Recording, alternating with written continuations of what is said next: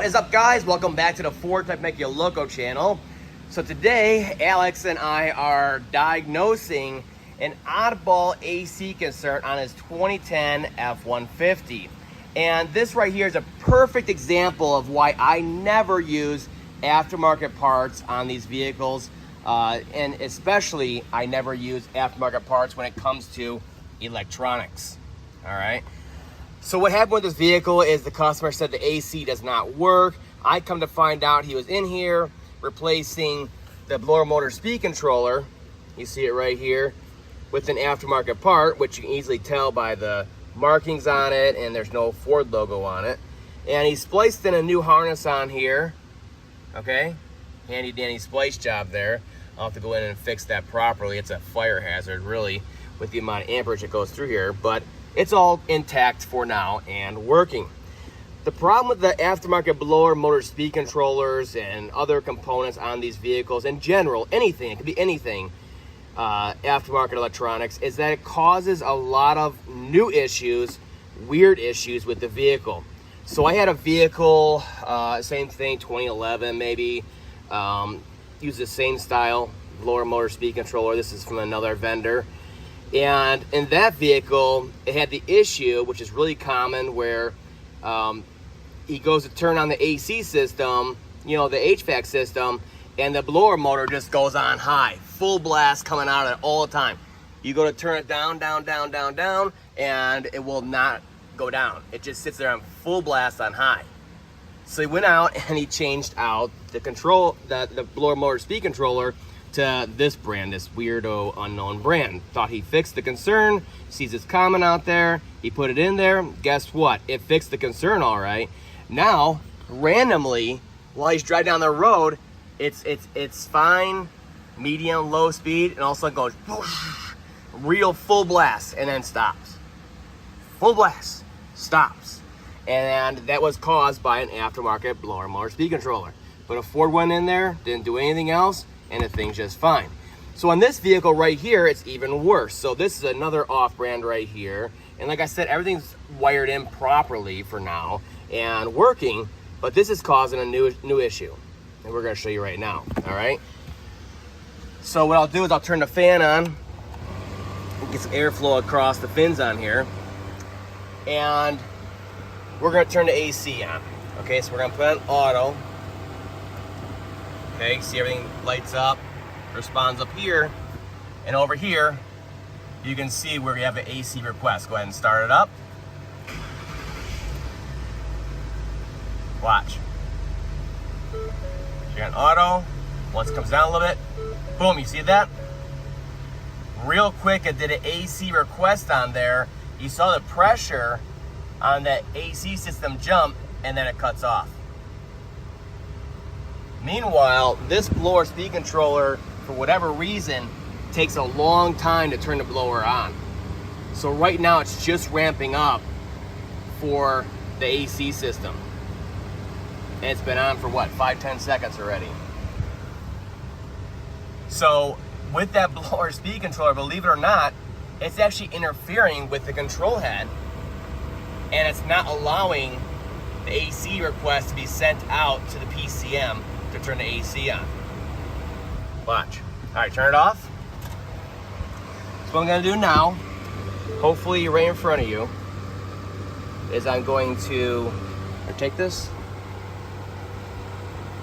I'm gonna disconnect the aftermarket one, okay? And we're gonna plug it in underneath here to our new Ford one. Make sure it's fully clipped in. So you can see inside of here, down inside of there, we have a new Ford one right there. There you go. It's already in place, bolted up, and ready to go. Now watch. We're gonna do no brakes into editing here. Okay, key on. Let me go over here and get it loaded up again. Now watch the difference. All I did was plug it into a Ford blower motor speed controller. Okay, we're back, we're live, okay? No request for AC yet. We have it on auto and AC. All right, go ahead and start it.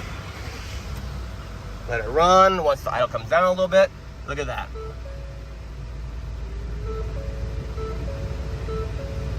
Cranks up. Turns on the AC compressor. The request is still there. Okay. And it has full control over the blower motor. And we have nice cold air coming out the vents. See that? Now turn it off. Key on. Do it again. So initially it'll say no because it wants the engine to stabilize. It turns on. You can see the pressure's rising. AC works. Everything's gravy. There, there, there. See that? Now turn it off. Oh yeah. Now watch. I'm gonna go in here and disconnect it. Try to do this one-handed. And then we're gonna plug it in to the aftermarket one they installed once again. Make sure it's fully clipped in. There we go. We have airflow across the heatsink on there from the fan. Key on. Let me sync with this real quick. Hopefully it works. Looks like it's not gonna work. There we go. All right, back to live data now. Start it up.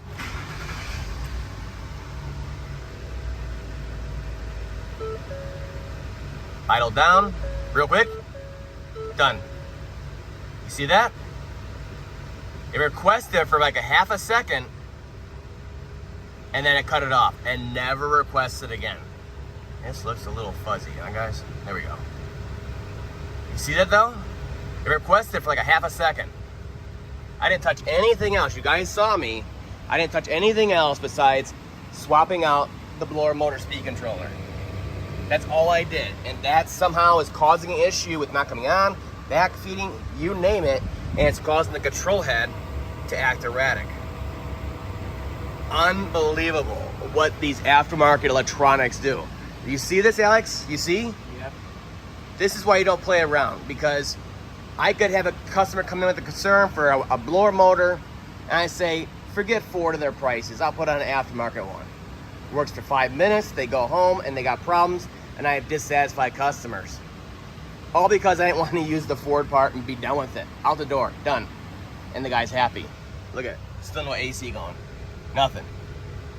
Isn't that crazy? This is exactly why, and experience tells me, skip the aftermarket parts, pony up for the Ford parts, and be done with it. That's all for now. I'll see you guys next time.